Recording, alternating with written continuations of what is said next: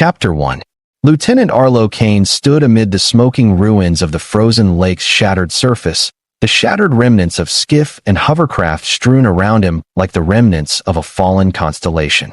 His breath came in white plumes as he peered into the swirling snow, scanning for movement or sign of life.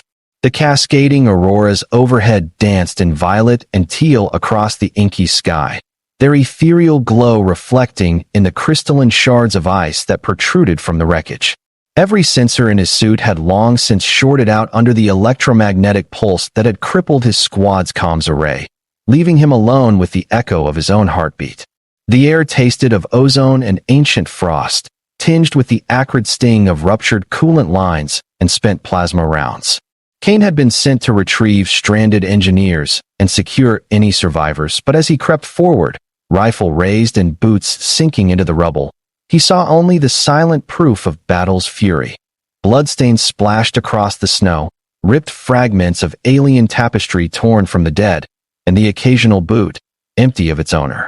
His mind raced through every tactical manual he knew, but none prepared him for the quiet imploring he suddenly heard, faint against the wind, a soft, raspy gasp, a single plea. He dropped to one knee beside the overturned cockpit of a civilian shuttle, where a slender form lay curled in the fractured seat, half buried in frost and twisted metal. The creature's milky silver skin glimmered under the aurora's glow, and where the torn fabric of her flight suit had ripped away at the shoulder, a network of bioluminescent filaments pulsed in patterns that no human physiology could ever replicate. Her jaw moved as if she were speaking, but no sound escaped the frost-chilled dome of the cockpit.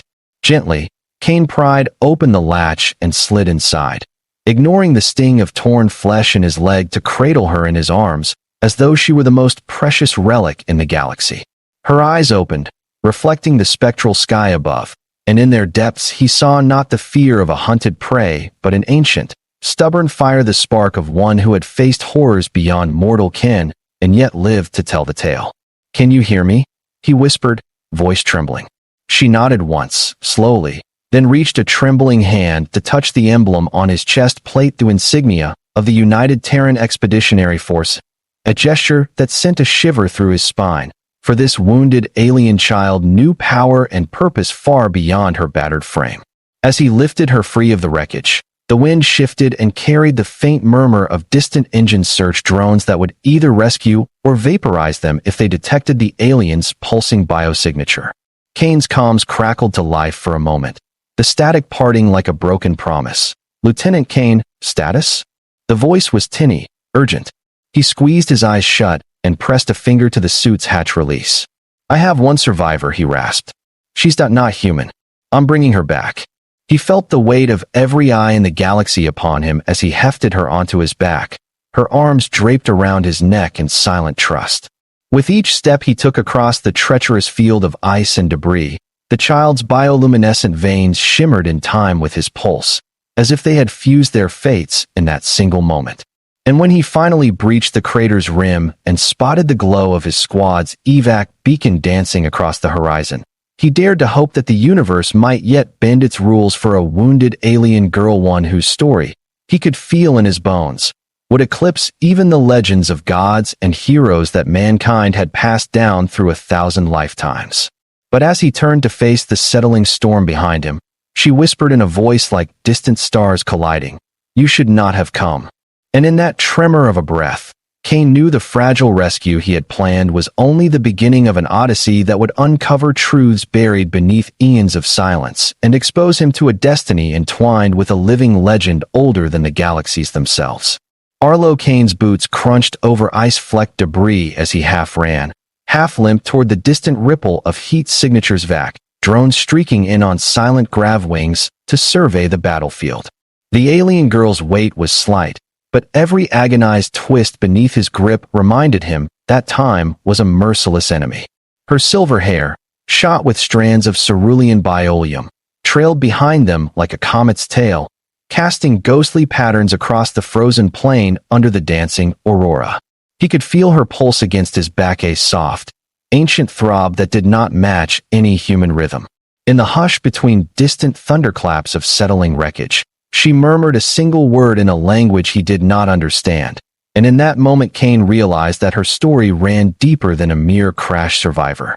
She carried the weight of legends, and her eyes huge, opaline, filled with constellations reflected more than fear. They held a challenge, as if daring him to uncover the truth of who she truly was.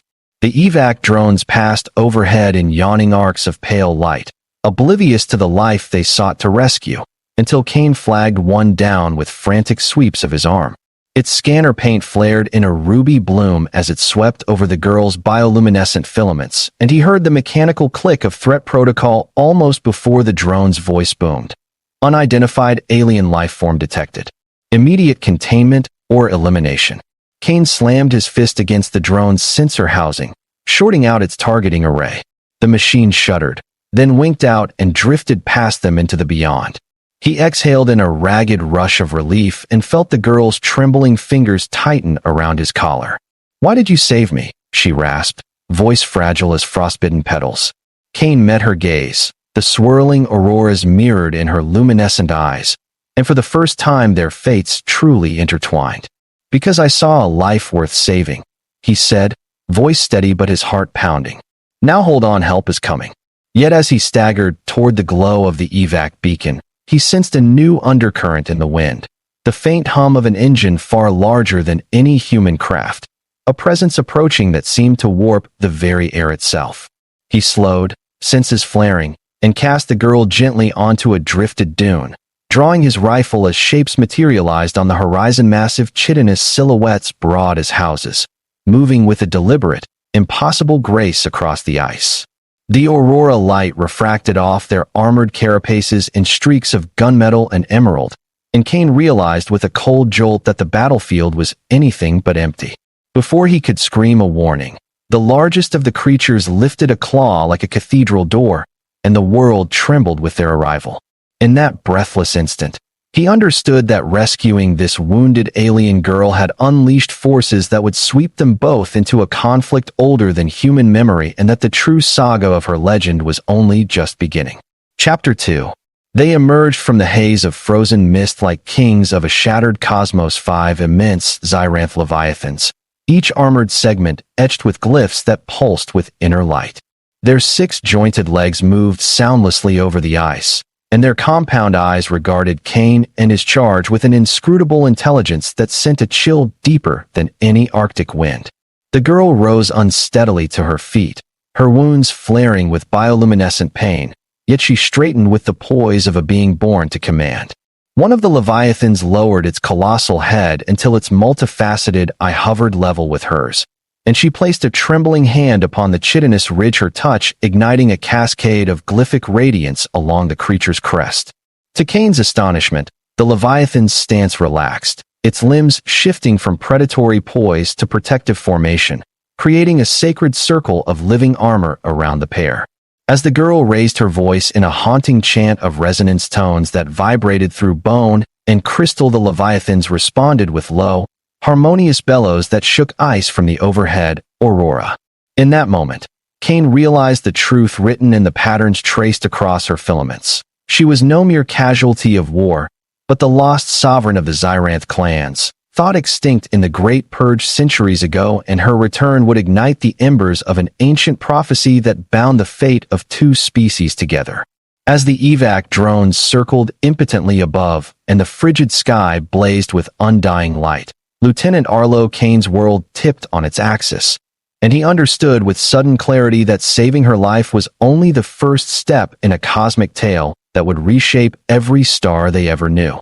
As the Sovereign's chant faded into the crystalline gale, the ring of leviathans shifted its formation and began to move an imperceptible pivot of immense power that cleared a path across the fractured ice toward a distant ridge crowned by jagged spires of fused metal and bone. Lieutenant Kane, rifle now lowered, followed in cautious awe, the Sovereign's hand resting lightly on the nearest leviathan's carapace, as if guiding an ancient steed.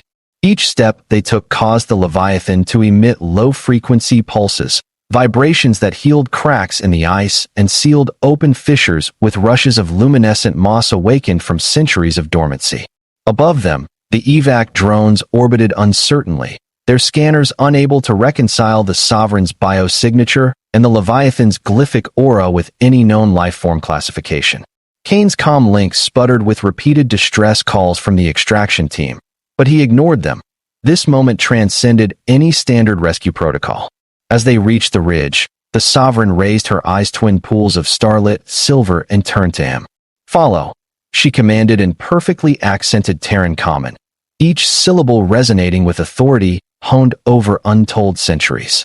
Kane obeyed, realizing that the true rescue would not end on a transport ship, but in the heart of the Zyranth domain, deep beneath the ice where the Sovereign's throne awaited, a place where the old oaths lay buried beneath layers of ash and betrayal, and where Kane's fate would entwine irrevocably with hers. They descended into the chasm's maw, tunnel hewn by the Leviathan's terrible migrations, its walls carved in living glyphs that shimmered like starlight on water.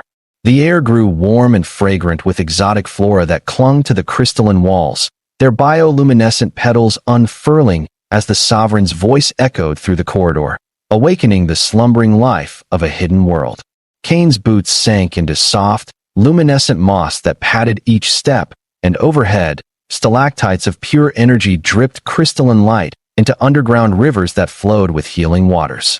The Leviathans formed guard at the tunnel's mouth as the Sovereign led Kane onward, past colossal statues of her ancestors' dragon horse, hybrids carved in obsidian and ivory, each inscribed with the deeds of rulers who had guided the Zyranth clans through millennia of war and peace.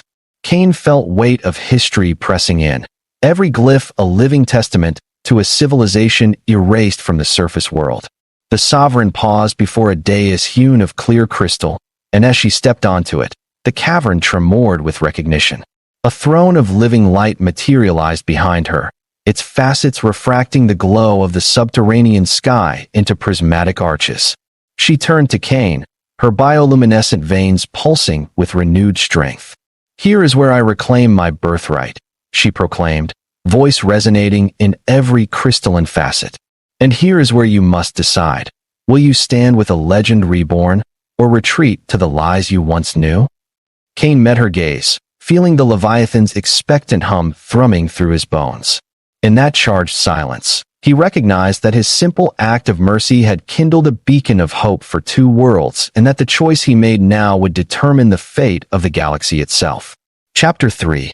Dawn's first pale light filtered through the cavern's translucent ceiling as Kane awoke to the sound of the Sovereign's whispering counsel. Around them, the Leviathans paced in patient circles, their glyphs flickering like ancient watchfires, while emissaries of the Zyranth clans emerged from hidden alcoves, tall, lithe figures draped in shimmering robes of woven biofiber that caught every flicker of light in shifting hues. They formed a silent guard before the throne, their compound eyes reflecting a spectrum of curiosity and wariness as they scrutinized the human who had dared to cross the ice fields and defy their protocols. The Sovereign stood before them, regal and unbowed, and with a single gesture summoned Kane to her side. He stepped forward, heart pounding beneath his armor, and bowed a soldier's salute spoken in universal terms of respect. The Zyranth elders exchanged murmurs, their voices a soft chorus of harmonic resonance that reverberated through the chamber. Then Elder Orinthal raised a slender hand, and the vault overhead rippled open to reveal the cavern's true marvel, a suspended garden of living crystal orchids and spires of bioluminescent flora that drifted in the warm air like drifting stars. "This sacred grove sustains the Leviathan's heart," Orinthal intoned, voice echoing with timeless gravity.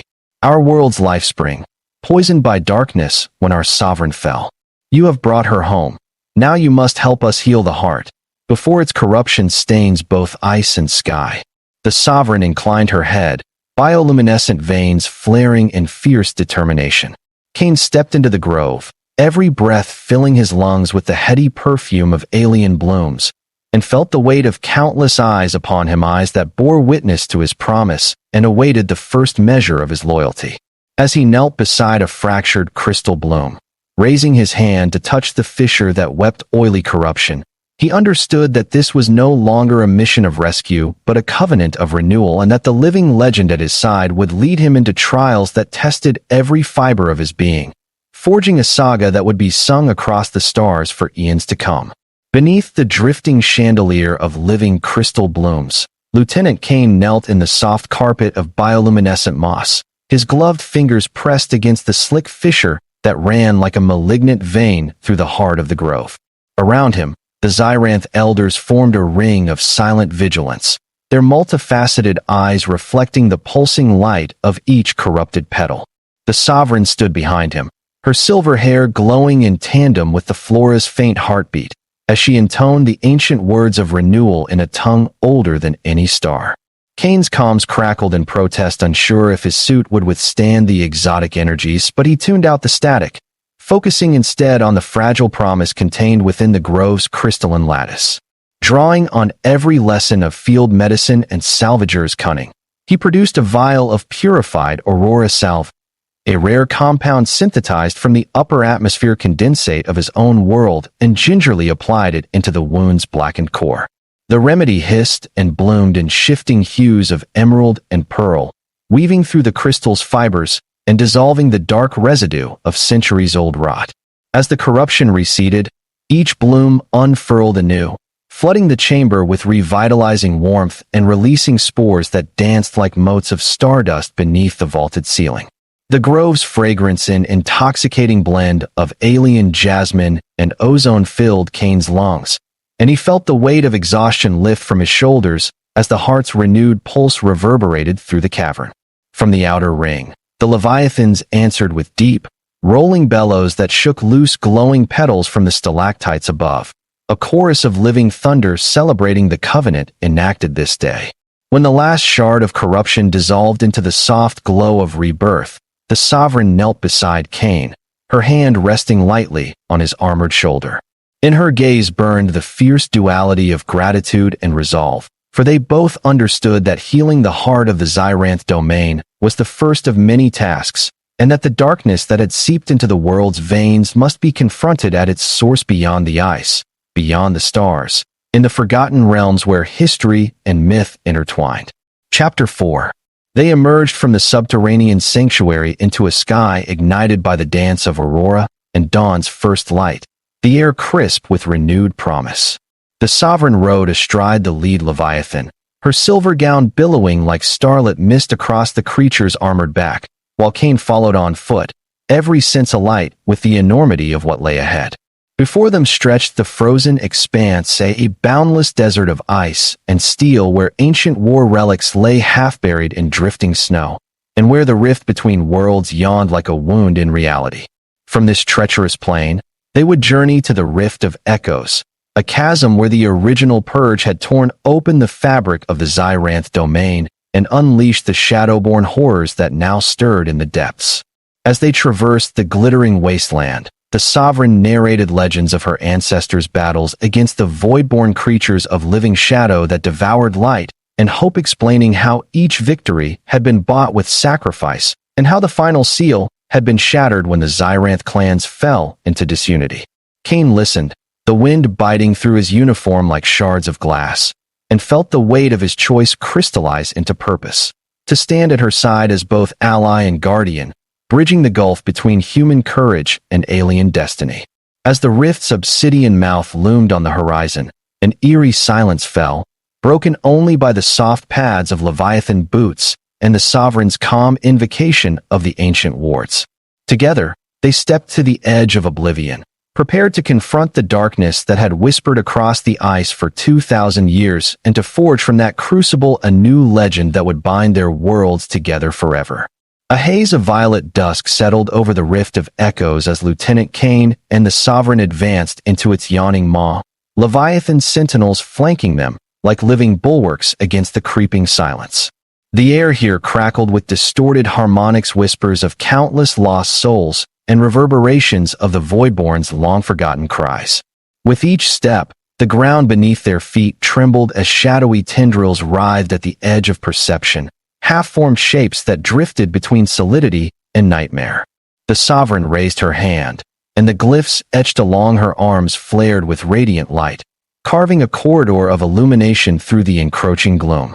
Kane, rifle slung but forgotten in favor of an alloyed stave gifted by the Zyranth elders, followed her lead, the stave's tip humming with polarizing charge that repelled darkness like a blade of pure dawn.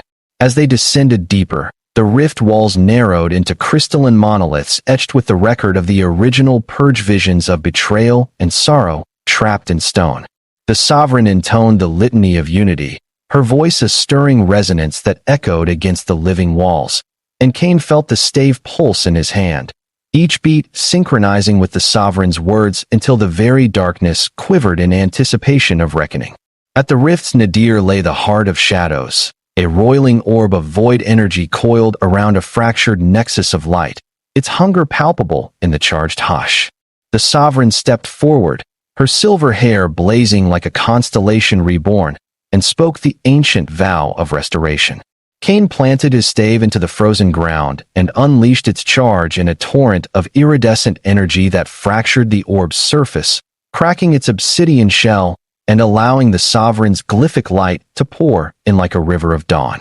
The Voidborn howled in protest, phantoms of smoke and memory lashing out to reclaim the darkness. But the Leviathans formed their ring once more, bodies alight with shared purpose as they chanted in their resonant tongues. Together human, dragonkin, and ancient Leviathan, they wove a tapestry of light that bound the ruptured fragments of the heart, sealing the void within a cocoon of restoration. The rift shuddered, spewing one last gust of shadow before collapsing in a cascade of prismatic crystals that rained down like healing tears. When the silence fell at last, it was not emptiness but the gentle hum of rebirth that filled the chamber. Cain pressed his hand atop the newly unified heart, feeling its warm pulse resonate through his veins, a rhythm of hope that would echo across both worlds. The Sovereign knelt beside him, her eyes reflecting the restored glow of the sealed nexus, and together they rose into a sky reborn with auroras of every hue, a living testament to what courage and compassion could achieve. Above them, the Leviathans took flight in a soaring chorus of thunderous wings, scattering crystal dust that danced on the wind. And so the legend was born, of the wounded alien girl who was more than myth, of the lone human soldier who dared to save her, and of the ancient bond they forged beneath a ceiling of eternal stars. Their tale spread through human colonies and draconic realms alike, a story passed from lips to lantern-lit halls, reminding all who heard it that even the deepest darkness could be mended by hands united in purpose, and that a single act of mercy could awaken the living legend within us all.